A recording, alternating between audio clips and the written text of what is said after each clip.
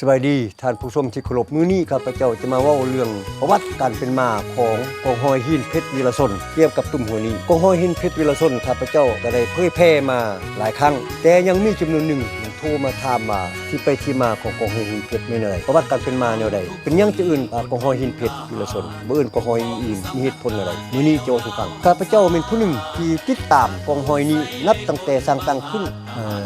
ในสนามบินทงหินในต้นปี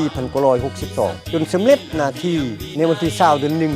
1974อยู่นครหลวงวิจันทร์อยู่สำนักงานผู้ต่างหน้าในลาวศาสตร์อยู่ฉะนั้นมื้อนี้ข้าพเจ้าจะเล่าสู่ฟังกองห้อยหินเพชรวีรชนเดิมแท้เป็นกองห้อย2ขึ้นกับกองพันน้อย24เขตเชียงขวางสร้างตั้งขึ้นใน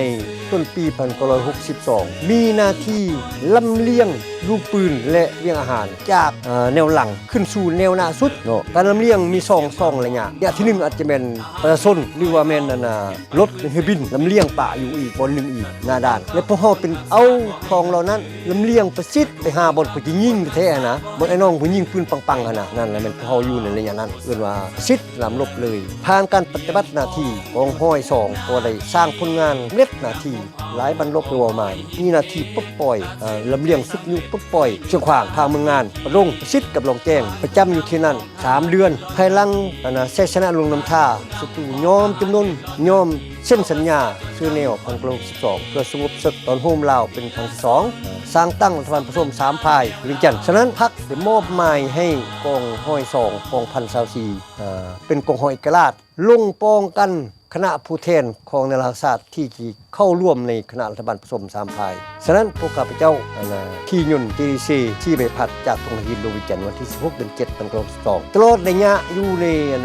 เวียงจันทร์เฮาเฮ็ดหน้าที่3ระยะที่1ป้องกันคณะผู้แทนหรือคณะรัฐมนตรีที่เข้าร่วมในรัฐบาลผสม3ภายคือลุงสุภานุวงศ์ท่านผู้มีวิจิตรท่านกำเพิ่นตุนลมสุวงศ์ศักดิ์ร่วมในคณะรัฐบาลนับตั้งแต่12จนถึง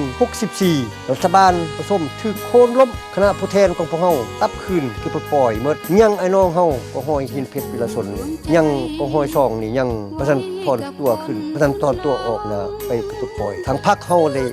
จัดตั้งสำนักงานผู้ต่างหน้านราศาสตร์โดยเมนก็ห้อยหินเพชรเฮาได้ปกปักรักษาผู้ต่างหน้านราศาสตร์ปกปักรักษาตนเองแหละเป็นระยะที่2แต่64ถึง72อันนี้ระยะนี้ป้องกันสำนักงานนราศาสตร์14ถึง72ปี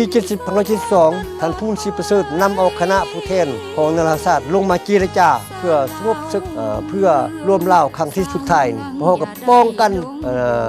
สำนักงานผู้ต่างนราศาสตร์และป้องกันคณะผู้แทนของบรรดากำลังรักษากลางพร้อมใน3ระยะเนาะหน้าที่ของ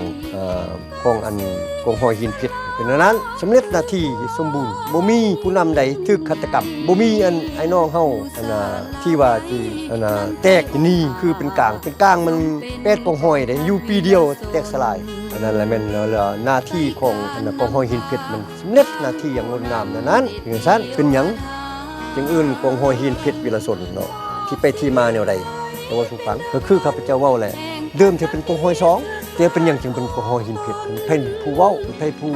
ตั้งขึ้นย้อนเหตุผลอีหยังผู้ตั้งขึ้นนี่เลยแม่นท่านทองคินอ่อนดาวงศ์ภายหลังประเทศชาติปล่อยแล้วเฮาได้เป็นกองวีรชนแล้วเฮาพิมพ์ยักษ์พิมพ์ปึ้มออกมาเป็นเฉพาะกองห้อยนี่นะแต่ว่าบ่ฮู้ว่าสิเอาชื่ออีหยังใส่กองห้อย2ก็มีหลายฉะนั้นเลยแม่นคนไปคนมาแล้วท่านทองคินเห็นโทรลีของทางเกษรพรหมวิหารที่มาย่องซุ่มซุยพวกเฮาในปางสงครามนั่นน่ะปี79สตูบีบหัดกองหอยนี่ยอมจำนวนตัดน้ำตัดไฟน้องยุ่งยากสุดขีดต้องได้กินข้าวเปียกต้องได้อยู่มืดต้องได้บ่มีน้ำอาบทางศูนย์กลางได้โทรเลขมาท่านสุภานุวงศ์ท่านมีวิจิตรท่านเกษรพรหมวิหารท่านสิทนกรมดำโทรเลขทุกคนมีโทรเลขมาย่องซุ่มเซ้ยให้กำลังใจไอ้น้องเฮาปลุกระดมไอ้น้องเฮาเด็ดเดียวเหนียวแน่สุภานุวงศ์ว่าพวกชายต้องรักษาคันทุ่งสันติภาพนี้ไว้ท่านผู้มีว่ายอมเสียสละดีกว่ายอมจำนวนเนี่ยโทรเลขอันมันหลายอันเลยแต่ว่าจำเอาเด็กอยู่ไหนท่านก็สอนว่าอยู่เขตปล่อยทนกับสู้กับระเบิด3ล้านต้นเฮ็ดให้ผู้พูดตายเป็นจอมผู้พูดจอมเล็กยุบลง7เนี่ยยังรักษาความที่มันไว้ได้แต่พวกสหายบ่ได้สู้รบด้วยปืนด้วยหมักแตกพวกสหายอยู่ในท้องในไส้ของศัตรูหลายปียังเด็ดเดียวเหนียวแน่นรักษาท่าแท้ปฏิบัติไว้อย่างมั่นคงพวกสหายเปรียบคือเพชร เพชรตกขี้ต้มงุ่มขึ้นมายังเป็นเพชรคือเก่าแข้งเกณฑ์ทักษะธาตุแท้ได้ศูนย์กลางพักโกแสดงความโยงสุนเสือผู้ชายนี่แหละเทอเลขของเพิ่นนี่แหละที่ท่านทองเคียนอันวงศ์และพวกเฮาพากันคิดว่าโอ้เอาอันน่ะหินเพชรเนี่ยไปเป็นชื่อกองห้อยนี่ซะเพื่อให้เหมาะสมกับบทบาทหน้าที่ที่พวกเฮาบ่ได้สู้รบตบตีกับศัตรูเด้บ่ได้ยิงปืนเด้นัดเดียวก็บ่แตกแต่ว่าได้วีรชนย้อนพวกเฮาดุดเดียวเหนียวแน่ทนรักษาธาตุแท้ของการปฏิวัติอย่างมั่นคงอันนี้แหละจังว่าที่ไปที่มาจังว่ากองห้อยหินเพชรเนาะส่วนวีรชนแม่นนะภายหลังประเทศชาติเฮาปล่อยแล้วหั่นศูนย์กลางพักได้สรุปผลงาน30 ปีทำการย่อเป็นกองวีรชนเป็นกองพันกองห้อยเป็นแขวงเมืองบุคคลเป็นวีรชนแล้วก็แข่งขันหลายแต่ในกำลังประกอบอาวุธหรือว่ากองทัพกระสุนลาวมี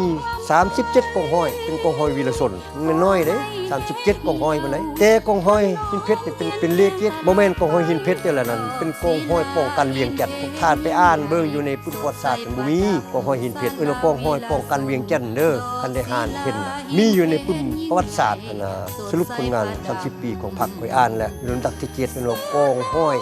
ป้องกันเวียงจันทน์นั่นแหละกองห้อยหินเพชรล่ะหั่นน่ะฉะนั้นเลยมันเป็นอย่างนั้นทั้งกองประชุมได้รับรองเอากองบรรดากองห้อยนี้30กองห้อยนี่เป็นกองห้อยวีรชนฉะนั้นพอจังเอาตัวนั้นมาเป็นกองห้อยหินเพชรวีรชนเนาะอันนี้ที่ไปที่มาเป็นซั่นตันเข้าใจอย่างซั่น